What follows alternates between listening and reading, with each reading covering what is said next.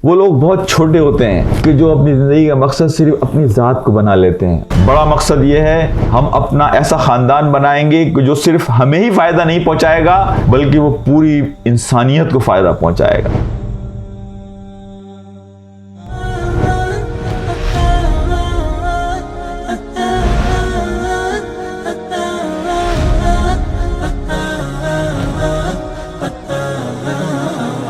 वो लोग बहुत छोटे होते हैं कि जो अपनी ज़िंदगी का मकसद सिर्फ अपनी ज़ात को बना लेते हैं। वो मोहम्मद अली क़िले एक बात कहता था कि if the goal of your life is just the achievement of this life then you failed. कि अगर तुम्हारी ज़िंदगी का मकसद सिर्फ ये है कि तुम्हें अपने लिए कुछ हासिल करना है तो इसका मतलब ये तुम फेल हो गए। वो लोग जो छोटे होते हैं फिर वो खुद भी छोटे रहते हैं, वो अपने बच्चों को भी छोटा रखते हैं। वो अपने बच्चों को सिर्फ कैरियर के हवाले से देखते हैं, इसे डॉक्टर बनाना है, इसे इंजीनियर बनाना है। वो अपने लिए भी छोटे छोटे जिंदगी के मकसद रखते हैं, वो फिर अपने बच्चों को भी छोटे छोटे मकसदों में उलझा देते हैं। जिंदगी के बड़े मकसद को सामने रखेंगे तो छोटी छोटी चीजें खुद ब खुद हासिल हो जाती हैं। बड़ा मकसद ये है कि हम इस माशरे के अंदर एक अच्छी चीज को ऐड करेंगे। हम अपना ऐसा खानदान बनाएंगे कि जो सिर्फ हमें ही फायदा नहीं पहुंचाएगा बल्कि वो पूरी इंसानियत को फ़ायदा पहुंचाएगा, पूरे माशरे को फ़ायदा पहुंचाएगा।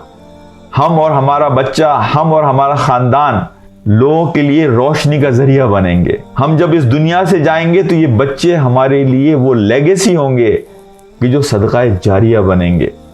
मेरे भाइयों और मेरे दोस्तों, आप अल्लाह को सामने रखकर अपने बच्चों की परवरिश करेंगे तो मैं बहैसियत पीडियाट्रिशियन, बहैसियत फैमिली काउंसलर कि जिसने पूरी दुनिया देखी है और अपनी उम्र में मैंने जाकर बड़े बड़े मसाइल भी लोगों के देखे हैं, मैं आपको एक बात की गारंटी दे सकता हूं कि अगर आपने अपनी जिंदगी में अल्लाह को फोकस रखा तो आपके बच्चे हमेशा आपके रहेंगे। लेकिन अगर आपने दुनिया को फोकस रखा अपने बच्चों की परवरिश के हवाले से तो ये बच्चे एक वक्त आएगा कि आपको छोड़कर चले जाएंगे। लिहाजा हमेशा अपने बच्चों को अल्लाह से कनेक्ट करने की कोशिश कीजिए। शुरू से बच्चों की परवरिश इस तरह कीजिए कि जो काम हम कर रहे हैं, जो हम रह रहे हैं इस दुनिया के अंदर, उसका मकसद ये है कि हम अल्लाह के अच्छे बंदे बनकर दुनिया में ज़िंदगी गुजारें। उस फेजेस को बताने से पहले मैं एक बात हज़रत अली रज़ी अल्लाह ताला अन्हु का एक कौल आपके सामने रखूँ, जिसमें हज़रत अली ने फरमाया कि अपने बच्चों की परवरिश अपनी तरह न करना, इसलिए कि तुम्हारे बच्चे तुम्हारे ज़माने के लिए पैदा नहीं हुए हैं, वो अगले ज़माने के लिए पैदा हुए हैं।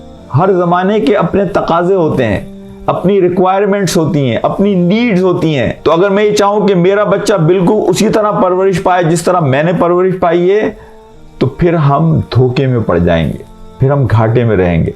बच्चे की पैदाइश से पहले ही जिस दिन माँ के रहम में हमल अल्लाह सुब्हानहू तआला की मशीयत के साथ दाखिल हुआ है, पैदा हुआ है, उस दिन से बच्चे की तरबियत शुरू हो गई है। इसीलिए कहते हैं कि प्रेगनेंसी के दौरान भी आप कुरान पढ़ते रहा करें, कोशिश करें कि आपका रिस्क हलाल का हो।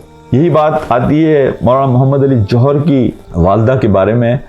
वो कहती हैं कि मैंने अपने बच्चे को एक दिन भी दूध बगैर वुजू के नहीं पिलाया।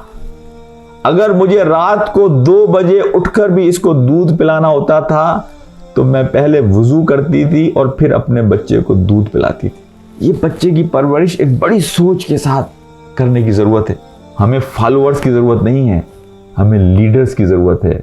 तो अपने बच्चे को लीडर बनाने के लिए उसमें सिर्फ तालीम के अलावा बाकी चीज़ों पर भी फोकस करने की हमें ज़रूरत है।